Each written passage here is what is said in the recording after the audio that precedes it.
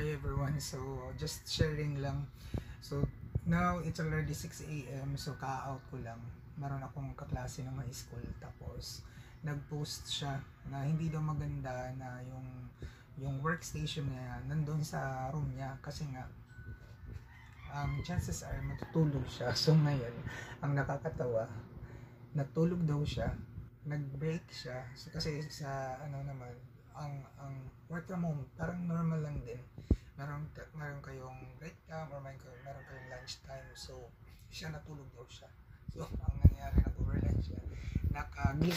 Nagising siya ngayong oras lang, 6 a.m. So natatawa kami pareho kasi nakaka-relate ako sa kanya. So if you guys will plan to work from home, yan talagang mga bloopers na parang magbe-break ka lang or mag-lunch break ka lang, tapos matutulog ka, tapos diretso ka na.